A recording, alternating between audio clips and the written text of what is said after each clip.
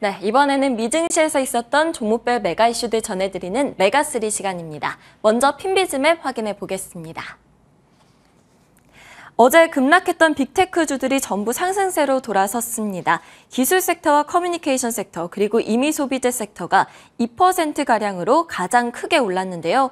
기술 섹터 보시면 전부 올랐습니다. 마이크로소프트가 1.8%, 애플이 1.5% 상승했고요. 반도체 쪽 흐름이 강했습니다. 나흘 연속 하락을 했던 엔비디아가 3%, 브로드컴이 3.3% 상승했고요. 그 옆에 커뮤니케이션주에서는 메타 플랫폼즈도 3% 넘게 상승 마감을 했습니다. 오른쪽 상단의 소비주 쪽을 보시면 아마존과 이틀 연속 하락세를 보였던 테슬라가 각각 1.45% 그리고 3.8% 상승을 했고요. 그 아래쪽에 나이키는 오펜하이머에서 실적 발표를 앞두고 투자 의견 아웃퍼폼을 재확인하자 1.7% 상승했습니다.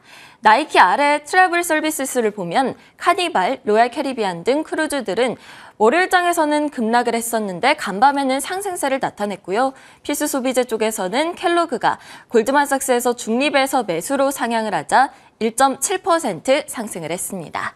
그럼 오늘의 메가3 확인해 보도록 하겠습니다. 오늘은 메타버스 관련주들의 좋은 소식이 있어서 가져와 봤고요. 다음으로는 전기차 그리고 헬스케어 관련주들 소식 가져와 봤습니다. 먼저 첫 번째 메가 이슈 확인해 보도록 하겠습니다. 제가 제목을 메타버스 투자 의견 굿이라고 적어놨는데요. 지금 보시는 것처럼 메타버스 관련주인 유니티, 로블록스 그리고 메타 모두 투자 의견 매수 의견을 받았기 때문입니다. 메타버스라고 하면 한창 우리 시장을 떠들썩하게 했었는데 최근에는 인기가 좀 시들시들했었죠. 다시금 이들이 살아날 수 있는 걸까요? 먼저 유니티부터 보시면 웰스파고에서 비중 확대 의견에 15% 급등을 했고요. 로블록스는 뱅크 오브 아메리카에서 투자 의견을 매수를 재확인하자 6.66% 상승을 했습니다. 메타버스 카테고리의 선두주자라고 평가하기도 했죠. 마지막으로 메타는 시티에서 매수 의견을 확인을 하자 3% 상승을 했습니다. 시티는 특히 메타 플랫폼즈의 인스타그램 내 기능이죠. 릴스에 대해서 낙관적인 전망을 내놨습니다. 다음 메가 이슈도 확인해 보겠습니다. 두 번째로 살펴볼 메가 이슈는 전기차 관련주들 소식 가져와 봤는데요. 미국의 전기차 스타트업인 로즈타운 모터스가 자금난으로 인해서 파산 보호를 신청을 했다고 합니다. 이로 인해서 주가가 20%나 폭락을 했었는데요. 무슨 일이 있었던 것인가 하고 살펴보니 폭스콘 다들 아시죠? 애플의 아이폰 생산업체로 알려져 있는데요. 이 폭스콘이 로즈타운 모터스에 최대 1억 7천만 달러를 투자하기로 했었는데 이 계약을 이행하지 않으면서 파산으로 이어지게 된 것이라고 합니다. 때문에 로즈타운은 폭스콘을 상대로 소송을 추진할 것이라고 밝혔고요. 무너진 파트너십이 한 기업을 무너뜨리게 한 거죠. 로즈타운 모터스는 한때 도널드 트럼프 전 대통령 시절 급성장을 했었는데 공장 운영이 본격화가 되면서 자금난이 심화됐었는데요. 결국 이렇게 파산으로까지 이어지게 됐습니다.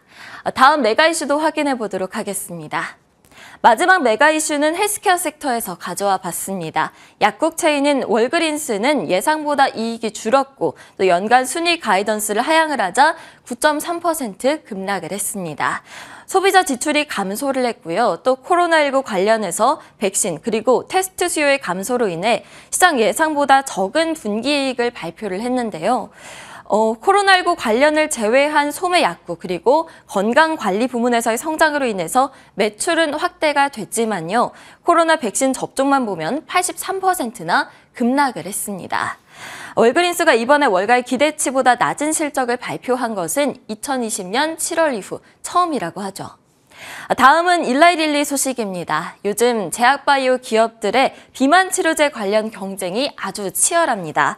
그런데 일라이릴리가 이쪽에서 꽤나 잘하고 있다라고 하는데요. 강력한 비만 치료제 임상 결과를 내놓으면서 주가가 2.59% 상승했습니다. 발표에 따르면 이 비만 치료제를 투약받은 당뇨 환자들로부터 1년간 평균 24%의 체중 감소가 나타났고요.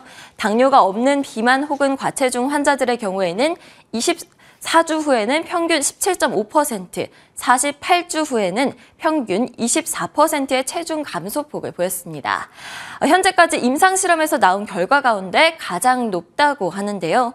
BMO 캐피탈에서는 이 때문에 일라이 릴리가 관련 분야에서 선두주자가 될 것이라고 이야기를 했습니다.